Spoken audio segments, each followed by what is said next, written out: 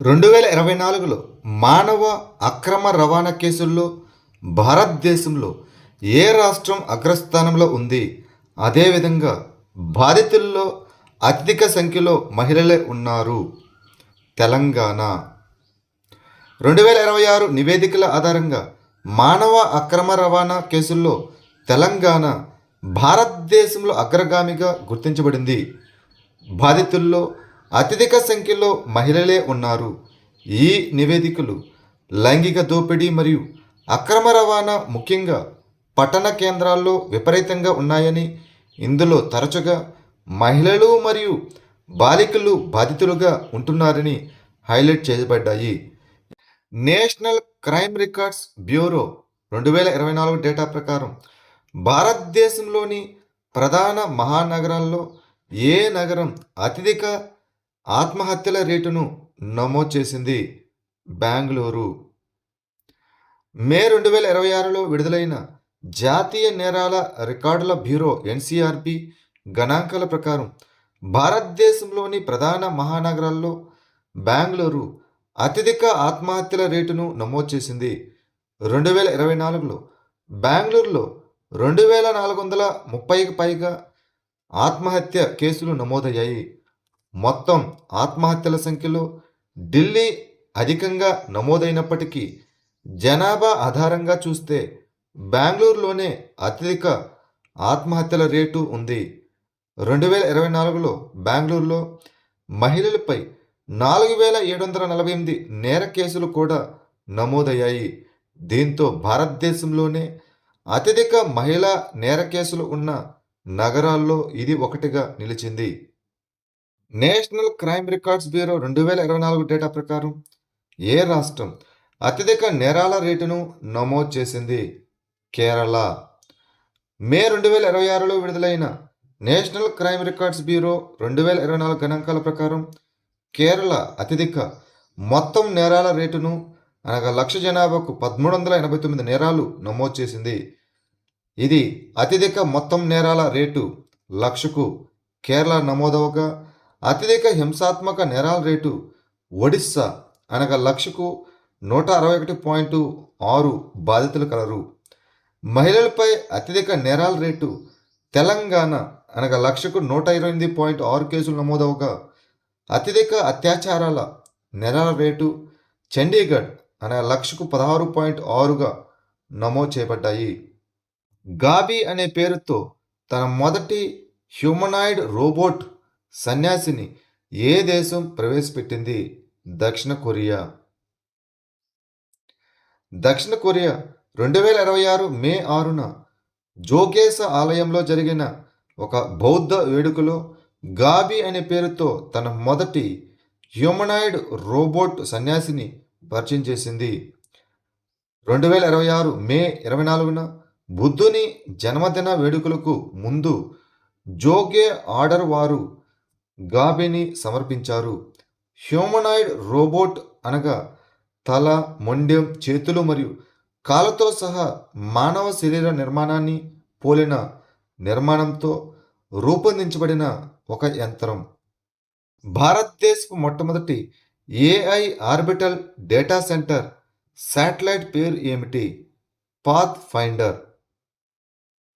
భారతదేశపు మొట్టమొదటి AI orbital data center శాటిలైట్కు పాత్ ఫైండర్ అని పేరు పెట్టారు. స్పేస్ టెక్ కంపెనీ పిక్సెల్ మరియు ఏఐ స్టార్టప్ సర్వం ఏఐల భాగస్వామ్యంతో అభివృద్ధి చేయబడిన ఈ 200 కిలోల ఉపగ్రహం భూమిపై ఉన్న మౌలిక సదుపాయాలపై ఆధారపడకుండా నేరుగా అంతరిక్షంలోనే డేటాను ప్రాసెస్ చేయడానికి 2026 చివరిలో ప్రయోగించబడుతుంది. ఇక దీని యొక్క ముఖ్య ఉద్దేశం వ్యవసాయం, మౌలిక సదుపాయాలు మరియు వాతావరణ సరళిని నిజ సమయంలో విశ్లేషించడానికి, ఏ నమూనాలకు శిక్షణ ఇవ్వడానికి. కేంబ్రిడ్జ్ డెడికేటెడ్ టీచర్ అవార్డ్స్ 2026 దక్షిణాసియా ప్రాంతీయ విజేతగా ఏ భారతీయురాలు ఎంపికయ్యారు? Soma Mandal. Cambridge University Press and Assessment వారి కేంబ్రిడ్జ్ డెడికేటెడ్ టీచర్ అవార్డ్స్ 2026కు సోమమండల్ దక్షిణాసియా ప్రాంతీయ విజేతగా ఎంపికయ్యారు. పర్యావరణ పరిరక్షణ మరియు వాతావరణ మార్పులపై అవగాహన కార్యక్రమాల్లో విద్యార్థులను చురుకుగా పాల్గొనేలా ప్రోత్సహించినందుకు గాను ఆమెకు ఈ గుర్తింపు లభించింది. ప్రపంచంలోని వివిధ ప్రాంతాల్లో విద్యకు మరియు విద్యార్థుల అభివృద్ధికి కృషి చేసిన అత్యుత్తమ ఉపాధ్యాయులను ఈ అవార్డులు గౌరవిస్తాయి. పంకజ్ అద్వానీని ఓడించి ఐబిఎస్ఎఫ్ ప్రపంచ బిలియర్డ్స్ టైటిల్ను ఎవరు గెలుచుకున్నారు? సౌరవ్ కొటారి. ఏప్రిల్ 2026లో ఐర్లాండ్లోని కార్లోలో జరిగిన ఐబిఎస్ఎఫ్ ప్రపంచ బిలియర్డ్స్ ఛాంపియన్షిప్ టైటిల్ను సౌరవ్ కొటారి పంకజ్ అద్వానీని ఓడించి గెలుచుకున్నాడు.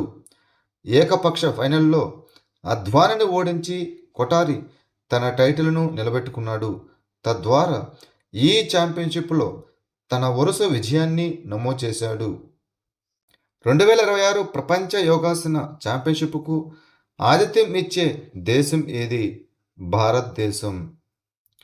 40కి పైగా దేశాల భాగస్వామ్యంతో భారతదేశం 2026 జూన్ 4 నుంచి 8 వరకు అహ్మదాబాద్లోని ట్రాన్స్ స్టేడియాలో మొట్టమొదటి ప్రపంచ యోగాసన ఛాంపియన్షిప్కు ఆతిథ్యం ఇవ్వనుంది. ఈ ఛాంపియన్షిప్ను వరల్డ్ యోగాసన ఆధ్వర్యంలో యోగాసన భారత్ నిర్వహిస్తుంది. యోగాసన అనేది యోగాను పోటీ క్రీడలతో మిళితం చేస్తుంది మరియు ఇందులో ప్రదర్శనలను ప్రామాణిక నియమాల ప్రకారం సమతుల్యత, వశ్యత, ఖచ్చితత్వం, స్థిరత్వం మరియు క్లిష్టతా స్థాయి ఆధారంగా నిర్ణయిస్తారు. ఇల్ది రెహమాన్ క్షిపణిని ఏ దేశం అభివృద్ధి చేసింది? టర్కీ. ఇల్ది రెహమాన్ క్షిపణి అనేది రక్షణలో స్వావలంబనను బలోపేతం చేయడానికి మరియు దాని వ్యూహాత్మక సైనిక సామర్థ్యాలను విస్తరించడానికి టర్కీ ఆవిష్కరించిన ఒక నమూనా ఖండాంతర బ్యాలిస్టిక్ క్షిపణి అనగా ఐసిబిఎం. ఈ క్షిపణిని టర్కీ నుంచి ప్రయోగించినట్లయితే అది యూరప్, ఆఫ్రికా మరియు ఆసియా ఖండాల్లోని ప్రాంతాలను లక్ష్యంగా చేసుకోగలదు. నివేదికల ప్రకారం ఇల్ది రెహమాన్ గంటకు మాక్ 25 వేగంతో ప్రయాణించగలదు. ఇది ధ్వని వేగానికి దాదాపు 25 రెట్లు మరియు హైపర్సోనిక్ వేగ పరిధిలోకి వస్తుంది. భారతదేశంలో పాఠశాల విద్యా వ్యవస్థ నాణ్యత పెంపు కోసం తాత్కాలిక విశ్లేషణ మరియు విధాన మార్గపటం అనే నివేదికను ఏ సంస్థ విడుదల చేసింది? నీతి ఆయోగ్. నీతి ఆయోగ్ మే 6, 2026న భారతదేశంలో పాఠశాల విద్యా వ్యవస్థ తాత్కాలిక విశ్లేషణ మరియు నాణ్యత పెంపు కోసం విధాన మార్గపటం అనే శీర్షికతో ఒక నివేదికను విడుదల చేసింది. ఈ నివేదిక unified district information system for education plus Parakh Rashtriya Sarvekshan, national achievement survey మరియు వార్షిక విద్యా స్థితి నివేదిక నుంచి సేకరించిన డేటాను ఉపయోగించి భారతదేశ పాఠశాల విద్యా వ్యవస్థను విశ్లేషిస్తుంది. ఫ్రూట్ హొరైజన్ 2026 సదస్సు ఎక్కడ జరిగింది? లక్నో. ఫ్రూట్ హొరైజన్ 2026 సదస్సును లక్నోలోని ICAR central institute for subtropical హార్టికల్చర్లో నిర్వహించారు. ఎగుమతి సమస్యలను పరిష్కరించడానికి, రైతుల ఆదాయాన్ని పెంచడానికి Indian council of agricultural research ICAR, agricultural and processed food products export development authority, ఎగుమతిదారులు, శాస్త్రవేత్తలతో కూడిన ఒక సంయుక్త కార్యదళాన్ని ఏర్పాటు చేయనున్నారు. క్లీన్ ప్లాంటింగ్ మెటీరియల్ ప్రోగ్రాం కింద మామిడి, జామ, లిచ్చీ, అవకాడో పంటలకు వ్యాధిరహిత నాటు పదార్థాన్ని అభివృద్ధి చేయడానికి లక్నోలోని సిఐఎస్హెచ్లో ఒక ఆధునిక క్లీన్ ప్లాంట్ సెంటర్ను ఏర్పాటు చేస్తున్నారు. ప్రపంచంలోని మొట్టమొదటి స్మార్ట్ ఐలాండ్ మానిటరింగ్ సిస్టమ్ను ఎక్కడ ప్రారంభించారు? గ్యాలపోగస్ ద్వీప సమూహం. జీవవైవిధ్య పరిరక్షణ మరియు పర్యావరణ వ్యవస్థ పర్యవేక్షణను మెరుగుపరచడానికి గ్యాలపోగోస్ ద్వీప సమూహంలోని ఫ్లోరియానా ద్వీపంలో ప్రపంచంలోని మొట్టమొదటి స్మార్ట్ ఐలాండ్ మానిటరింగ్ సిస్టమ్ను ప్రారంభించారు. ఫ్లోరియానా ఐలాండ్ ఎకలాజికల్ రీస్టోరేషన్ ప్రాజెక్ట్ కింద ఐలాండ్ కన్జర్వేషన్ సంస్థ ఫండసియోన్ జోకోటోక్ సహకారంతో ఈ ప్రాజెక్టును అభివృద్ధి చేసింది. ఇది పర్యావరణ వన్యప్రాణుల మార్పులకు పరిరక్షణ బృందాలు వేగంగా స్పందించడానికి సహాయపడుతుంది. ఇటీవల వార్తలో కనిపించిన సాంబార్ సరస్సు ఏ రాష్ట్రంలో ఉంది? రాజస్థాన్. సాంబార్ సరస్సు సమీపంలో ప్రతిపాదిత 100 మెగావాట్ల సౌర విద్యుత్ ప్రాజెక్టు వల్ల ఆ ప్రాంతంలోని సున్నితమైన చిత్తడి నేలల పర్యావరణ వ్యవస్థకు జీవ వైవిధ్యానికి నష్టం వాటిల్లవచ్చని పర్యావరణవేత్తలు ఆందోళన వ్యక్తం చేశారు. రాజస్థాన్లోని జైపూర్, నాగౌర్ జిల్లాల్లో ఉన్న సాంబార్ సరస్సు భారతదేశంలోని అతిపెద్ద అంతర్గత ఉప్పునీటి సరస్సు మరియు ఇది దీర్ఘ వృత్తాకారంలో ఉంటుంది. ఈ ఉప్పునీటి చిత్తడి నేల ఆరావళి కొండలచే చుట్టూ ముట్టబడి ఉంటుంది. దీని పర్యావరణ ప్రాముఖ్యత వలస పక్షులకు మరియు చిత్తడి నేలల జీవవైవిధ్యానికి ఉన్న ప్రాధాన్యత కారణంగా దీనిని 1990లో రామ్సర్ సైట్గా గుర్తించారు. జనని కార్యక్రమాన్ని ఏ మంత్రిత్వ శాఖ ప్రారంభించింది? ఆరోగ్య మరియు కుటుంబ సంక్షేమ మంత్రిత్వ శాఖ, the ministry of health and family welfare. భారతదేశంలో తల్లి మరియు శిశు ఆరోగ్య సంరక్షణ సేవలను బలోపేతం చేయడానికి ఆరోగ్య మరియు కుటుంబ సంక్షేమ మంత్రిత్వ శాఖ జననిని ప్రారంభించింది. జనని అనగా journey of antenatal, natal and neonatal integrated care అని అర్థం మరియు ఇది reproduction and child health portal యొక్క నవీకరించబడిన వెర్షన్. ఈ ప్లాట్ఫారం ప్రసవ పూర్వ సంరక్షణ, ప్రసవం మరియు ప్రసవానంతర సంరక్షణ, నవజాత శిశు సంరక్షణ, రోగనిరోధక టీకాలు మరియు కుటుంబ నియంత్రణ సేవలను డిజిటల్గా ట్రాక్ చేస్తుంది. లుజ్యానస్ అరకాన్ అనే అరుదైన స్నాపర్ చేప జాతి ఇటీవల ఏ రాష్ట్రంలో కనిపించింది? ఒడిస్సా.